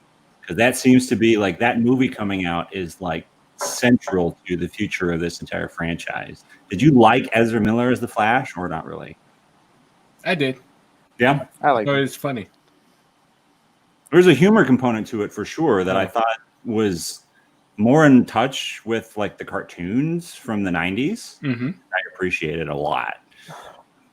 I liked it. I didn't love it. Okay. Granted, that could have been because of the portrayal in Justice League. It made him out to be kind of a wimp. Like for this person who has these powers, and I get he was supposed to be kind of newer to the powers, but it made him kind of a baby. You know, I didn't take him seriously. He seemed like a badass in the Suicide Squad movie because he showed up in Suicide Squad catching Boomerang Man, and it's kind of like. And now you change his character in Batman versus Superman. Right, yeah. The first two appearances of him, I was in. That first appearance in Batman versus Superman, that moment, that first appearance of him in Batman vs Superman is one of those things that I wish I could go back and experience for the first time again. I saw that and was like, "Shut up! It's the Flash! No way!" Because that whole sequence, that the Batcave leading into the Nightmare sequence, leading into the Flash appearance, and that's why I love Zack Snyder's Justice League. Like, that's what we're getting, dude. That's what we're getting. Yeah, but again, so if his portrayal is more of that, then I'm in. Yeah. But if his portrayal is closer to that, just like, I get the Flash is supposed to be funny. Provided he's on the show, provided he's in the movie, though, because I mean, the whole like he choked somebody apparently. That entire video looks staged to me. It looks really does. staged. It also looked kind of messed up. I don't know. Like, I don't know what to make of it. People were taking it pretty seriously. He was choking somebody, and now they're wondering whether or not he's even going to be in the franchise. Here's the thing. I feel like that was so long ago now at this point. If it was legit, he'd already been fired. Yeah, probably. Wait a minute. What happened? Ezra Miller, you must have missed that. So Ezra Miller, this was, like 3 months ago, 4 months ago? It was before the quarantine. Was it before the COVID quarantine? Yes, 100%. I feel like it was like November, December last year. We'll say like 6 to 8 months ago. Video footage came out about him choking a fan, like choking them out. The idea was, okay, is this like a joke? Publicity stunt, like serious? Is it like they're like play? Because he looked wasted. Flash, he looked like he was drunk off his rear end. Was it serious? Not serious? Like, you just don't know. Take it serious, like it. There's a lot of questions about it, and he kind of went ghost protocol for a while after that. And now there's no official ruling on whether or not he is or isn't going to be connected with the character. I think they're hoping that people stop talking about that and just. Kind of I didn't even know about it. Yeah. So he's like unfazed. And so with that, maybe we'll move on to talking about something else. All of the cancel culture stuff, though, raises a question that I think we'll get to more for next week's episode, and that is, bam. Thank God. Star Wars. Thank God. Possibly getting rid of Kathleen Kennedy and resetting the entire franchise. Or at least the prequel, like everything that I've heard, trilogy, like says resetting from Force Awakens. That's everything I've heard. Like cancel culture again. Resetting from Force Awakens. Right, that's what I've heard. Yeah, getting rid of Last Jedi and Rise of Skywalker. That's everything I've heard. I'm okay with that. And they have a means, because has anyone seen the Rebel series? Not yet. I'm working my way there. Not much. So if you watch Rebel series, there's a point where they do introduce a concept called the Veil of the Force, where you can go into time and mess with it. So there's now canon. You can mess with it, but we can talk about not about how they can do it from a story point, but should they do it? Right? Yeah. Do they need to do this? Can they just? What are they doing with the Mandalorian? How is it going to fit in with? You can't the Mandalorian, the Ahsoka Tano show? Is it going to fit with the new series? But again, that's probably something for next week we can talk about. Yeah, we'll dive more into the Star Wars conversation and what everybody thought about Force Awakens, Last Jedi. I'll leave this here just to annoy Dan before we sign off and before we get ready for next week. I enjoyed the new trilogy. Oh, I see how it is. All right. We'll dive into that next week. So we're gonna end with a segment. The pointless debate. This week's pointless debate. I'm not gonna give the topic yet. I want to hear from each of you guys. I've got a number in my head, 1 through 10. And I need to hear from each of you which one you think it is. And that person, we'll work through it. I got a number, 1 through 10. 1 through 10. 4. I'm 7. 4. 2. I'm 4. Oh, fine. Christian already picked 4. He already said 4, Alberto. What? I said it first. Darn it. It's That's fine. a It's fine. number. I had it It's a holding number. up, but It's a number. Don't worry. I'll choose fine. 8. I'll choose 8. Okay, well the number was 4. So Oh, I kind of need to know. You know what? It's fine. Me and I'll just pick Alberto as my teammate, I and kinda then I'll give. picked it because that person is going to pick. Are you going to be arguing for or against? I'm not telling you what the topic is. I want you to decide. Alberto, take it. Go ahead. I'll go. okay. You take it. Let me do against. Against. Alberto is going to be arguing against. And who is your partner going to be? Christian. All right. So Christian and Alberto are arguing against. Okay. Joe and Bobby are going to be arguing for. I think Joe and I, we kind of bonded over Facebook Messenger. So I think we got a good bond going. So I got my liquid courage. We're good. We've got age versus heck beauty. sure. Age versus beauty. Oh. Yeah. So we've kind of already we're already in our late 30s versus you guys. You guys are in your late 20s. Yeah. So I need to decide who is going to be going first. We're splitting this up into 2 rounds. So we're the 4 people and you guys are the against? Correct. Mm-hmm. And Okay. there is the opening and closing argument. So who is going to make the opening argument on your team and who's going to make the closing argument? All right, we got I'll make the opening for our. Okay, Joe. doing the opening argument. Alberto, I'll let you pick, buddy. Whatever you want. I'll do opening. I have no idea where it's gonna go, but I'll do it. Alberto's going to do opening. All right, gentlemen.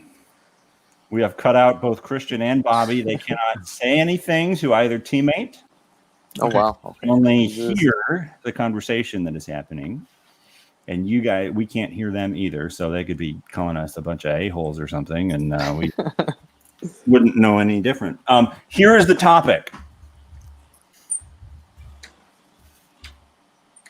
Mashed potatoes are just Irish guacamole. Oh. Alberto, what? I love your reaction. Why such a reaction? All right, Dan. I'm just gonna say it. Mashed potatoes. Growing up Hispanic, they came in our house twice a year tops. So There we go. So They're just Irish guacamole. That's the statement. So Alberto, are you arguing for or against? we were against. Against. Yes. Okay. So what is the reason I was late for today? I was eating guacamole, and I know for a fact I enjoyed my guacamole that my sister made with lime, cilantro, tomatoes, and everything else in between 100 times more than just white, pasty potatoes being squished by a flat spoon. So here's how this is going to go. Joe is going to go first. He is going to get 2 minutes. Okay. I'm arguing for, right? I believe so, right? Yeah, okay. I just want to make sure. You are arguing for the fact that mashed potatoes are just Irish guacamole. And Alberto is saying, no, they're not. And I will be jumping in at the end of 2 minutes to cut you off, Joe. Okay, good. Are out. Ready? Yeah. Irish potatoes from the land of Ireland. Heritage. My heritage. Brought over the seas. The great potato famine affected my people. And we've formulated the perfect spud. And that's mashed potatoes. You can put garlic in them. You can put butter in them. You can even put what is it? Parsley on top of them. You can eat them when you have a toothache. You can eat them when you have no teeth. You can eat them through a straw. Mashed potatoes for all. Nice jingle. They're easy to make. They can make under 1 minute. You can buy a pack, and they don't cost very much. You use them for Thanksgiving, Christmas, Easter. I had mashed potatoes tonight as a staple for most people from Ireland.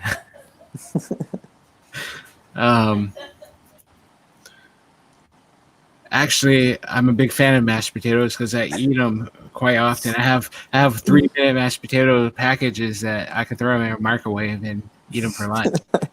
They're only 130 calories each. They're buttered, home style mashed potatoes. Actually, I recommend them to all. You can dip turkey in them. You can dip chicken in them. You can dip deer meat in them. Also, you come with condiments, gravy. Oh my gosh, good gravy. Brown gravy, white gravy, mashed potatoes and gravy. A staple for all. There you go. All right. So that was basically. It sounded like you were just like riffing on why mashed potatoes were amazing. Okay. All right, Alberto. All right. You've heard the opening arguments of Joe basically trying to lay out why mashed potatoes are just Irish guacamole. What say you, sir? All right. So, Irish mashed potatoes are not like guacamole. For starters, guacamole actually tastes good. You don't have to put butter and salt and parsley and 100 other things in it. You can eat guacamole in different pre-made packages or homemade, and it's delicious. You can dip a lot of things into it, but there's a lot of things that it shouldn't be dipped into. So for starters, when it comes to guacamole, it's so synonymous to go with chips, so synonymous to go with tortillas. You can put it with on the side to your steak and your chicken. So much to the point synonymous specifically with chips that Doritos made a guacamole flavored, and so did a lot of other companies. There hasn't been a mashed potato chip. There hasn't been a mashed potato taco. Closest thing is Taco Bell, where they put cubed potatoes in there. And even that just kind of feels weird and wrong. So guacamole is a staple in my home. It's here Monday through Friday, and it's not going to be gone anytime soon. But you mentioned health. You mentioned the calorie intake for mashed potatoes. When I went to the doctor and I was first starting to lose all my weight, he told me, "Hey, buddy, you're really overweight. You need to cut the starch food." And the first thing a doctor, medical license expert, said to cut potatoes. So any sort of potatoes, turns out it's just going to make your pants tighter, your shirt smaller, and your butt flappier. But guacamole, though, is healthy tomatoes, cilantro, chopped onions, guacamole, healthy fats, even half of it, same calories, good amount of fats for the day. It's like eating a handful of almonds. Spicy guacamole, here to add spice to your life and not to add numbers to your weight. All right, there we go. That was the pointless debate, round number 1. Let me get up the. Let me hang on. There. Okay, there we are. Okay, that was interesting, and also pointless. The whole point of the argument. Okay. Who's next? We got Bobby and Christian. Who's arguing for? Who's arguing against? I am against. I am for it. Christian, would you like to go first? No, please. So, all right. Okay, well, so Bobby, you are for? I'm for this. Look, Okay. Mashed potatoes are just Irish guacamole. As a pretend Irishman, I put this on everything. Guacamole is just a ripoff of mashed potatoes. Really, it's just green mashed potatoes. Well, guacamole is. I mean, and really, if you think about it, even Guinness is just Irish tequila.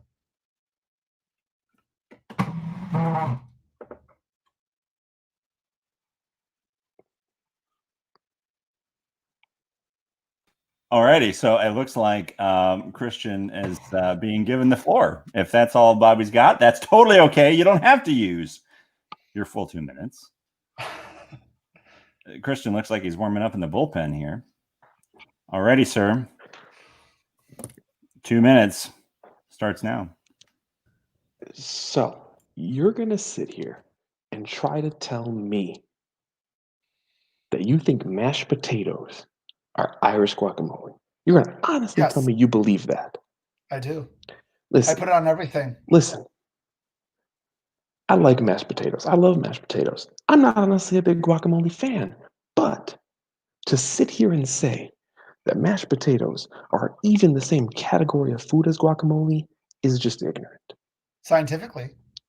Scientifically speaking, baby food is the same category. That's not what we're saying. Have you ever tried baby food? Mashed potatoes is one item mashed up. Guacamole is a mixture of many different things put together to create something new. No. Mashed potatoes does not require anything other than a potato. You haven't cooked good mashed potatoes then. Oh, no. I'm not saying that most people don't put things, but the definition of a mashed potato is just a potato. The definition of guacamole is you got your avocados, you got your cilantro, you got your lime, you got jalapenos, you got all sorts of stuff mixed in there. And you're not making good mashed potatoes then. I'm not saying I don't cook mashed potatoes. I buy my mashed potatoes prepackaged. Then your point is mute then, because you haven't made both. I'm not saying I'm cooking. I'm saying that you can make mashed potatoes with just a potato. You can't make guacamole with just avocados. I can. Therefore, they're not the same thing. You're just having mashed avocados. You're having Mexican mashed potatoes. You have mashed potatoes. That's not Irish guacamole. End of story. Irish mashed potatoes came first. Boom. Okay. Alrighty. That was let me get rid of this graphic here. That was the most incredibly pointless conversation I have heard in quite a while. That was interesting. Okay. I will probably have to get a ruling on here. If I'm the moderator. If I'm the moderator, do I also have to be the judge? Do I have that's how it works. Ruling? Yeah. Gosh, what did I get myself into? I was rude. I was rude to Christian. I was interrupting him, and he didn't interrupt. It's true. So I noticed that. I was really close to just muting. You know what that is? Yeah. That's the sign of somebody who wasn't confident in their point. I was just manager. I was close to just hitting that little mute button there, but I figured, let's see where this goes. We were having fun, Chris. You were a good sport. He helped me prove my point. That's all. Okay, so here's my ruling based on the arguments presented. Mashed potatoes are definitely not just Irish guacamole. All right. For sure. All right. Good job. It was, yeah. I mean, one for the good guys. I think, Christian, to be honest with you, you made a pretty strong argument that you could make mashed potatoes out of just potatoes. Yeah, that's all you need, technically. If you're going to make guacamole, you need more than just avocados. Yep. That was a good point. Are they good mashed potatoes? That wasn't the question. Probably not. That's a very good point. So, thank you so much for enjoying this lovely and pointless debate on that. Who are we going to have be the moderator next week? Should we do like Joe? Joe's going to be the moderator for the argument or the argument. You got to pick the topic. Yeah, gotcha. Don't tell us what it is. It can be something stupid like this. It could be something. It could be something nerdy related. Make sure it is absolutely and utterly pointless. Okay. There is no point to having an argument about it, but we're gonna do it anyway. I'll come up with a pointless argument about women. Yeah, don't do that. Man Cave Mondays. 2 out of 2 episodes ever made. Yeah, the first you know what ever and the last cancel two culture ever. Episode next week will fit in really nicely. Yeah, right. Make it Definitely. my wife killed me. We should have that episode with all the wives behind. Yeah, exactly. I'm gonna have. If you do that, you need to be having her sit right behind you, Joe, as you are coming up with this question. That she'll have like we know you came up with. Yeah, she's good with a sword. She'll be like, "Oh yeah, right, yeah, of course." Cool. Any final parting thoughts here before we wrap it up? Final thought is I'm excited for next week. I It's gonna be am good. It's too. gonna be a good conversation. I think so too. Me too. I had a lot of fun. Star Wars is gonna bring a Star very Wars is- interesting. People get fired up about Star Wars. People do get fired up about Star Wars, and I know you in particular get very fired up about Star Wars. Big time. Bullshit. When I'm a you were rabble talking rouser about on this topic, so when you were talking about when you saw, can I ask you a question? What Yes, is sir. your favorite Star Wars movie? oh, that's a great question to ask. Let's go like around everybody. That'll be a great way to kind of set up. Yeah. If you're to do top 3 Star Wars movies, let's do that. Top Okay. 3 Okay. Star Wars movies, because everybody kind of usually agrees on the top 1. Are we talking Top 3 Star just Wars the movies. saga, or are we talking any Star Wars film? Any Star Wars movie. The movie. Any Star Wars movie. Okay. Not Any the Star TV Wars movie. shows or Anything that was anything like theatrically released. Okay. Anything like, the holiday special, if that's your favorite, well, that wasn't in theaters. So we're not Okay. counting that. So I have just been recently, I'm still in the process of it, chipping away at rewatching every Star Wars film. I've gotten through the prequel trilogy, I've gotten through Rogue One, I've gotten through Solo, and I've gotten through most of the way of A New Hope. It's been a while since I've watched 5 or 6. And then obviously 7, 8, and 9 most recently, so they're pretty fresh in the memory as well. Right. Me personally, and it could be age bias, could be from when I was coming out. And that's fine. That's why I was asking the Episode question. 3 is my personal favorite Star Wars movie. I think it Revenge of the Sith. Revenge of the Sith. It Okay. is. You got the cinematics are fantastic. Out of the prequel trilogy, it has the best CGI, which isn't saying much. Most of the prequel trilogy had pretty terrible CGI. But I think it was good for its time. Yeah, for its time, it was fantastic. For its time. Yeah. Okay. So episode 3 would be your first. 3 would be my first. I would have to say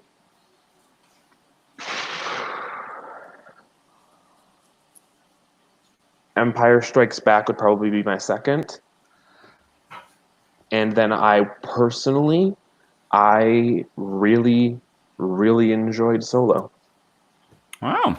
I think Solo would be 3 for me. I respect Solo. I respect that. I did enjoy that movie too. I think it got way too much hate. What are your top 3? I'm going to say Empire is my top, hands down, and that will flip flop between A New Hope because those were the first. Those are what I saw. That's what I fell in love with. And then I'm going to say Return of the Jedi. As the original trilogy. All 3 of the original trilogy. All 3 of the original trilogies. Okay. And I like all the movies. I mean, and I've been rewatching their prequels. There's a lot of disdain. There's a lot of bad writing. There's a lot of things I don't like the prequels, but on there is a level I do enjoy the prequels. But yeah, Alberto? I think the original trilogy is my top 3. All right. Alberto? Top 3. Let me just start off by saying I feel like I offended Dan last week when I was talking to him about Star Wars, and I told him I just watched the original trilogy only a few years back, and he goes, "What? Only a few years ago? I never grew up." I was with the very original surprised trilogy. when you told me that. I was very I never grew up with the original trilogy in the home. Just like Christian, I grew up when the prequel trilogy was out, so of course I saw the prequel, and then the sequel trilogy was about to come out, and I was like, well, I might as well watch the originals, which was the middle trilogy, and just see what's the big hype about. And I ended up seeing them, and I ended up enjoying pretty much all of them. But top 3 though, hands down, it's episode 5. I recently rewatched everything because I was rewatching the movie with my girlfriend, rewatching just the entire series with her, so that we can get caught up before episode 9. And even when rewatching everything, episode 5 is still an absolute favorite, followed by Empire. Force to, that's Empire, right? Oh yeah, Empire. No, just so making sure for the viewers. no, sure. Empire, episode 7, Force Awakens. I loved it because I liked New Hope. I'm just gonna be honest though, rewatching it in 2019 when I did, New Hope has not aged incredibly well with its pacing. And I feel, and despite the criticism of Episode 7, Force Awakens, being just a remake, that was fine for me because I didn't even grow up with the original. So I And know that's fair. And that's fair. I see that. That's see a that. great. That's a great point. That's a great point. Yeah, so like episode 7 in my eyes was probably what episode 4, New Hope, was for older fans and whatnot. So I loved episode 7, and third place would be Rogue One. Okay. Yeah. Okay. That was great. That was a good one. Yeah. No. Alrighty, Those Joe. Mine was Return of the Jedi. Your number 1 or 3? For my number 1 was Return of the Jedi. Yeah. Okay. And my number 2 You're a is fan of the Ewoks. Yeah, my All right. Ewoks. What are you talking about? We're talking about Slave Leia. yeah. Yeah, look behind me. My wife's behind me, guys. Yeah. Looking over your shoulder. Yeah. Number 2 would be episode 3, Revenge of the Sith. Okay. And number 3 would be Rogue One. All right. The way Rogue One ended was phenomenal. Agreed. Yeah. I was next to Dan. We both saw Rogue One together, and we were just geeking out at every single moment. And when Darth Vader came out, I think we both screamed like little girls. Even when Leia came out too, we were both like, I think we both left the theater very happy. There was a really cool cut that somebody threw on YouTube. I think a few people have done it now, of merging the end of Rogue One directly into the beginning of A New Hope, and it is absolutely seamless, like completely seamless. Well, aside from the special effects difference. No, even then, it's No, like, that's pretty close. perfect. So. Dan, you're the only one that's left. What do you got? Oh, I still have to give mine. I'm the guy that's going to be getting all the hate. He's like episode 1. He's going to say, wait, Dan, I'm going to predict Dan. It's going to be Rogue One, it's going to be The Last Jedi, and it's going to be Empire. That's going to be my prediction. I agree. Yeah, I'm going to agree. I'm going to agree because I've had I'm going to conversations agree. with him. And I don't, I think it's going to be those. I think it's going to be at least those, at least So Rogue Bobby, One and Last Jedi. You're close. You're very close. Strike that. Reverse it. It is Empire, then The Last Jedi, then Rogue One. See, And I just made Christian really, really mad. Just the fact, because we've had this discussion, and I'm going to save it for next week. Your just blind love of The Last Jedi. Oh, don't even get me started, dude. Don't even get me started. We are going to save this for next week. I'm gonna leave you on one question too for you guys to think about for next week. Okay. If Rogue One got rid of the last 20 minutes, it's the worst Star Wars movie ever. Shut up. No, it's not. Not even close. The worst Star Wars movie ever without the last 20 minutes. No. no. Everything before they land on the planet. Build the worst. It's the worst Star Wars movie ever. Everything that makes the original trilogy even better. It's the worst. I think. Exactly what it does. Yeah, I disagree. We were with you, going to have to Christian. table this That's conversation. my personal opinion. 2 minutes out. That's fine. 2-hour deadline here, and so Wait a second. That wasn't a question. That was a stab at all of our hearts. We That all was picked Rogue How One. do you know, Christian? You like Solo. He waited until we put the Rogue One in our top 3, and then he just went, "Shing." See, Yeah. Solo isn't one of my top favorite movies, but I get where he's coming from. But I think Solo did the same thing that Rogue One did. It built upon the original trilogy, and it showed the nitty-grittiness, which we all loved about the original trilogy. I didn't even finish it, but I'll tell you what. By next weekend, I will watch it for you, Christian. Thank you. You'll watch what? What are you going to watch, Joe? Solo. You're going to watch Solo? I couldn't even finish it. It's boring. It has gotten significantly better the more I see it. Yeah. I originally I will drink a fifth of whiskey and watch it. There you go. only a There you fifth. I want to. I'm joking, Dad, if you're listening. Yeah. All righty. Well, thank you, gentlemen, for the wonderful chat. Thank you, guys. This is going to be fired up. This is going to be interesting. And we got some interesting nerdy gaming news too. I think that we can probably chat about next week too, with 2 new seasons coming out. So, exciting stuff. So have a wonderful night, everybody, and we will catch See y'all next week. You guys have a good See you night. next week. You have a good night. Bye. later.